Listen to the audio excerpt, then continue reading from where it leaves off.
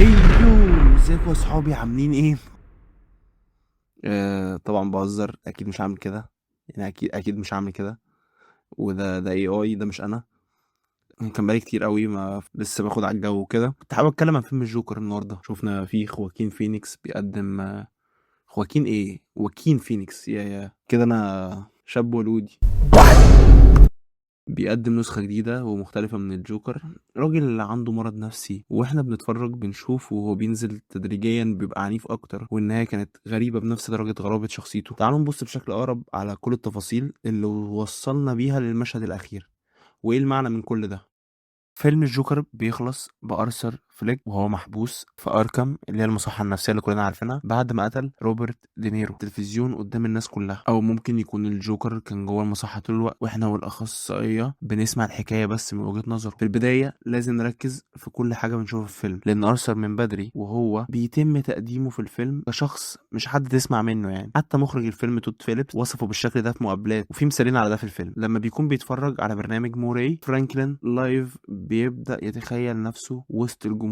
في المشهد ده موري بيسأله عن حياته، وحتى بيطلعه على المسرح بيحضنه وبيتكلم معاه كأنه ابنه الحقيقي. كل ده بيحصل في دماغه وبس، وبيوضح قد ايه هو نفسه يتحب وعنده فراغ بسبب انه اتربى بدون اب في حياته. وهنرجع لموضوع الاب ده كمان شويه. بس في نقطه تانية، بيبدأ يصاحب جارته، بيتقابلوا في الاسانسير، بيعزمها تيجي تشوف الستاند اب كوميدي بتاعه في النادي. بعد كده بيجري على شقتها ويبوسها وبتاع وكده، حتى بتروح تقعد معاه في المستشفى جنب سرير امه. كل الاحداث دي بتتطور بسرعه جدا، حاجه مش شبه الشخصيه اللي احنا متعودين عليها في الجوكر، فتبان مش واقعيه خالص. وده ليه؟ لان ولا اي حاجه من دي كانت حقيقيه، زي ما بنشوف بعدين في الفيلم. كل ده كان في خياله، فالمفروض نعرف ازاي ايه الحقيقي في القصه وايه اللي لا. غير كل خيالاته، ارثر كمان بيبطل ياخد ادويته. واحد من المشاهد اللي بيكون فيها مع الاخصائيه بنعرف ان عنده 7 روشتات علاج لحالته النفسيه، ولما المدينه بتقطع عنه التمويل بيضطر يوقف الأدوية. من بعد اللحظة دي بيبدأ يتحول تدريجيا للجوكر، وده بيخلي الثقة في أي حاجة بيقولها أو بيعملها أصعب بكتير. لكن أرسل مش الشخص الوحيد اللي بيكذب، واضح إن أمه بيني كانت بتكذب عليه هي كمان. وده بياخدنا لواحد من أكبر الحاجات في الفيلم، مين هو أرثر فعلا؟ هل هو ابن توماس وين فعلا؟ وبالتالي يبقى أخ مش شقيق لبروس وين اللي هو باتمان يعني. أمه بتقول إنها كانت شغالة عندهم من 30 سنة،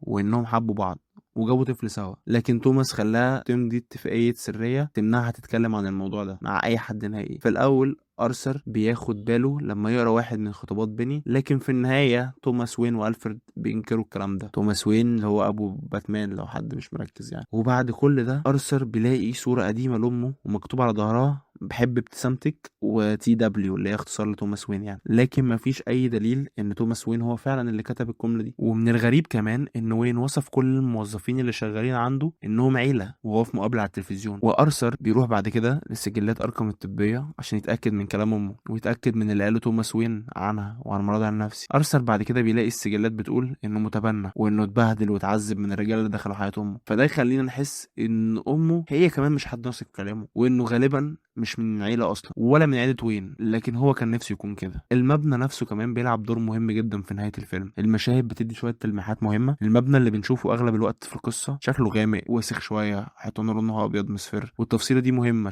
يعني مهمة مش شوية، مهمة جدا، لأن في نسخة تانية من أركام بنشوفها كام مرة في الفيلم. نسخة نظيفة منورة حيطانها بيضة. في أول الفيلم الأخصائية الاجتماعية تسأل أرثر إذا كان فاكر ليه اتحط في المصح. كاميرا بعدها بتروح لأوضة من الأوض دي في النسخة النضيفة من أركام، وهو بيخبط دماغه في الباب. وفي الآخر بنشوفه قاعد قدام أخصائية اجتماعية تانية شبه المشهد اللي في البداية، وبعدها غالبا بيقتلها وبيخرج من الأوضة ورجليه بتنقط دم. فأنهي فيهم هي أركام الحقيقية؟ لو كانت القصة بتحصل في دماغه يبقى نسخة أركام البيضة هي النسخة الحقيقية. ممكن يكون طول الوقت أصلا بيتكلم على الأخصائية دي، يا إما بيحكي لها القصة بالظبط أو نسخة مشوهة من اللي هو شافها على حسب دماغه يعني. وده كمان ممكن يفسر ليه مدينة جوثام كانت ضلمة ووسخة ومتدمرة بالشكل ده. في فئران كبيرة ماشية في الشوارع، فئران بجد، فئران أنا ما شفتش فئران بالحجم ده، والزبالة مرمية في كل حتة. كل ده بسبب الإضراب يعني.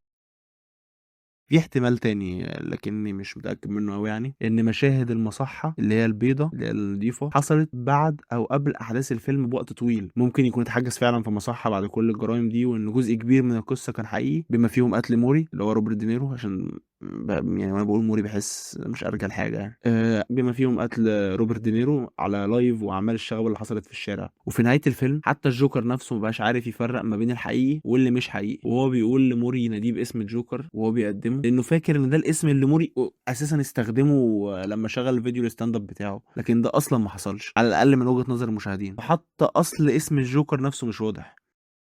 في إشارات كتير في الفيلم تاكسي درايفر جوه فيلم الجوكر، واللي كان مصدر إلهام كبير للفيلم. والنهايتين شبه بعض جدا، الشخصيات الرئيسية بتعمل جرائم قتل لكن المدينة في الآخر بتمجدهم وبتعاملهم على إنهم أبطال بسبب اللي عملوه. الفيلمين كأنهم بيعلقوا على جنون إن ممكن تحول مجرمين لشخصيات بطولية. كل حاجة بتنتهي بشكل كويس بالنسبة لترافيس بيكل اللي هو في فيلم تاكسي درايفر، أو أرثر فليك اللي هو في فيلم الجوكر، على الأقل جوه دماغهم هما. بس في الآخر دي وجهة النظر، وانت بتشوف ايه الحقيقي وايه لا، وبس كده. سلام.